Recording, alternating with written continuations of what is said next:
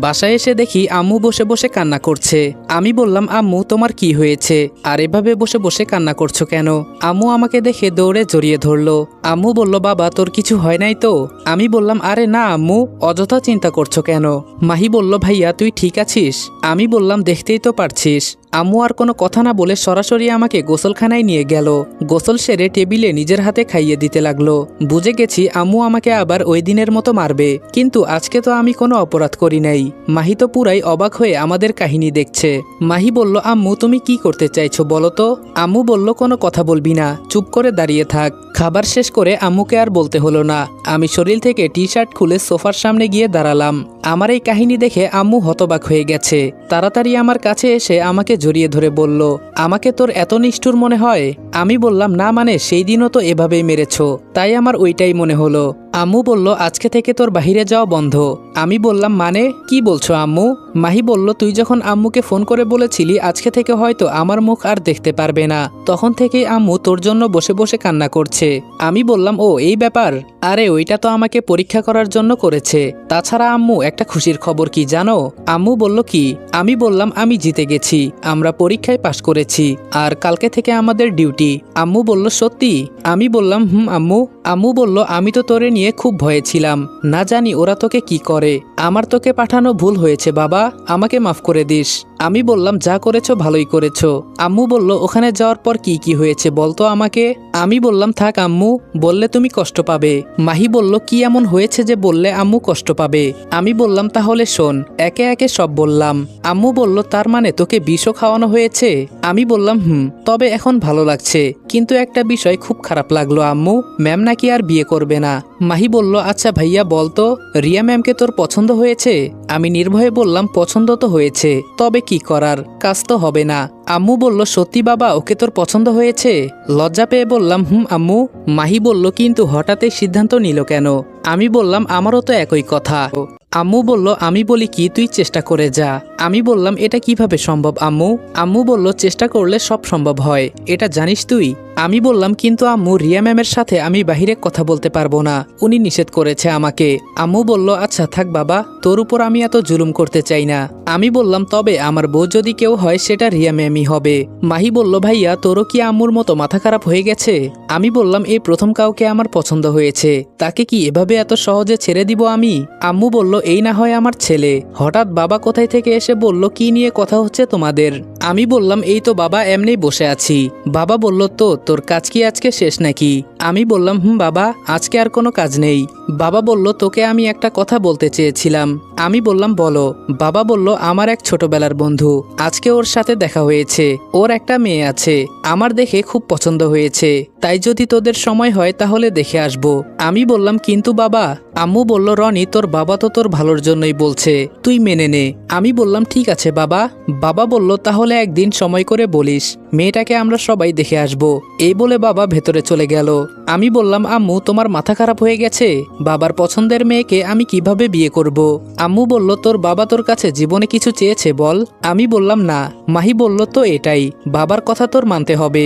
আমি বললাম, কিন্তু আম্মু ওই ম্যাম। আম্মু বলল, আমি বলেছি কিছু আসে যায় না, আমি তো এমনিই তোকে বললাম, তুই বাদ দে। আমি বললাম, কিন্তু আম্মু আমার যে ওকে খুব পছন্দ হয়েছে, আমি চেষ্টা তো করব ওকে পটানোর জন্য। মাহি বলল, আম্মুর সামনে কি সব কথা বলিস, তোর লজ্জা করে না? আমি বললাম, লজ্জা পেলে জীবনে আর বিয়ে করতে পারবো না। আম্মু একটা হাসি দিয়ে বলল, এখন আমার ছেলে দেখি সব বুঝে। আমি বললাম, এখন বাবার বিষয়টা একটু ম্যানেজ করে দাও না আম্মু। আম্মু বলল, মাহি কি করা যায় বলতো? মাহি বলল, এক কাজ করো আম্মু, আমরা এই বিয়েটা ভেঙে দেই। আম্মু বলল, তোর বাবাকে এখনো তোরা চিনিস নাই, উনি আবার যেটা বলে সেটাই করে ছাড়ে। আমি বললাম, তাহলে আম্মু এখন আমার কি হবে? সত্যি আম্মু, আমি মন থেকে রিয়াকে পছন্দ করে ফেলেছি। আম্মু বলল, দাঁড়া, চিন্তা করতে দে। আমি বললাম, যাও, তোমাদের কিছু করতে হবে না, আমার বিয়ে আমি নিজেই ভাঙবো, তোমাদের আর আমাকে নিয়ে চিন্তা করতে হবে না। আম্মু বলল, আমি দেখি কিছু করতে পারি কিনা, এখন যা, তোর রুমে গিয়ে বিশ্রাম নে। আমি বললাম, ওকে আম্মু। রুমে গিয়ে শরীরটা বিছানার সাথে হেলান দিয়ে শুয়ে আছি, কিছুই ভালো লাগছে না। বাবা একটা নতুন টেনশন ঢুকিয়ে দিল ভেতরে। তবে যাই করি না কেন সব সাবধানে করতে হবে, কেউ যাতে জানতে না পারে। রাতে কিছুক্ষণ ফেসবুক চালিয়ে ঘুমিয়ে গেলাম, তবে হঠাৎ মাঝরাতে ঘুম ভেঙে গেল। কিন্তু এ কি, আমার হাত পা তো নাড়াতে পারছি না। তবে এই জায়গাটা আমার চেনা লাগছে না, কোথায় চলে আসলাম আমি? কিন্তু আমি তো ঘুমেছিলাম, এখানে তাহলে কিভাবে এসেছি? হঠাৎ রুমে বাতি জ্বলে গেল। কি রে, কি অবস্থা তোর? আরে এ তো দেখি ফাহিমের বোন। আমি বললাম আমাকে এখানে কেন নিয়ে এসেছিস? ফাহিমের বোন বলল তোকে এখানে আনতে খুব কষ্ট হয়েছে রে।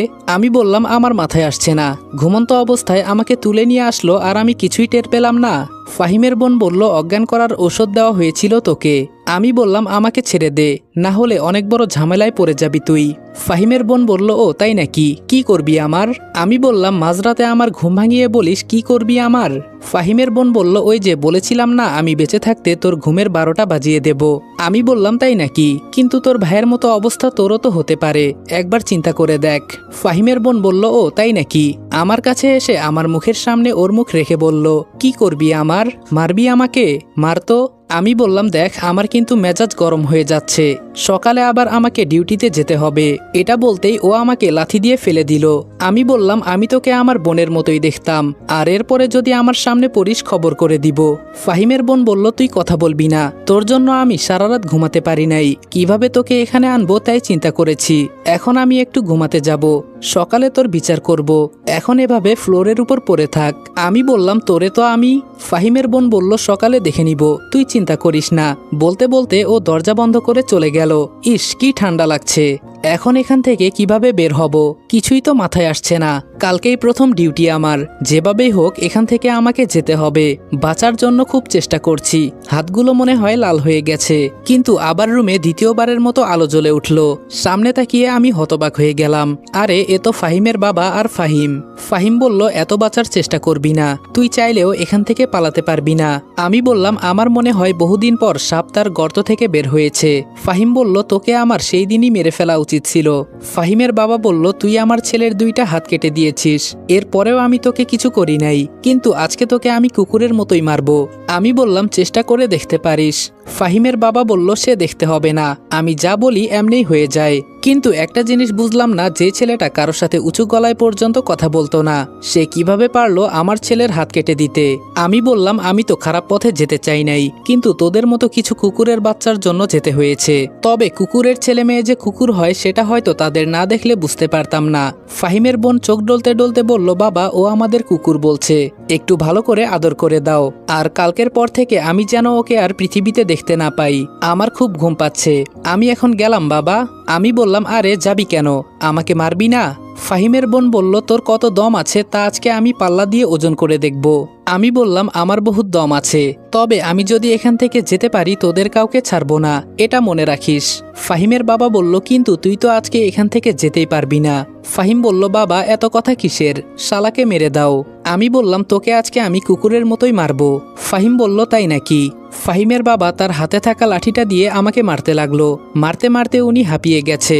হঠাৎ আমাকে মারা বন্ধ করে দিয়ে বলল তোকে আমি এভাবে মারবো না। ফাহিম বলল বাবা কি বলছো তুমি? ফাহিমের বাবা বলল ওকে আমি এভাবে মারবো না, ওর মাকে আগে ওর সামনে মারবো, পরে ওকে। শুনেছি ওর মার নাকি বহুত তেজ। আমি বললাম যদি দুনিয়াতে বাঁচার ইচ্ছা হয় তাহলে আমার আম্মুর নাম নিবি না, না হলে কিভাবে যে তোকে মারবো এটা তুই চিন্তাও করতে পারবি না। ফাহিম বলল বাবা আর দ্বিতীয়বার এই ভুল করো না, ওকে মেরে ফেলো। ফাহিমের বাবা বলল আরে তুই এত চিন্তা করিস না, তুই শুধু দেখবি ওদের পরিবারকে আমি কিভাবে মারি।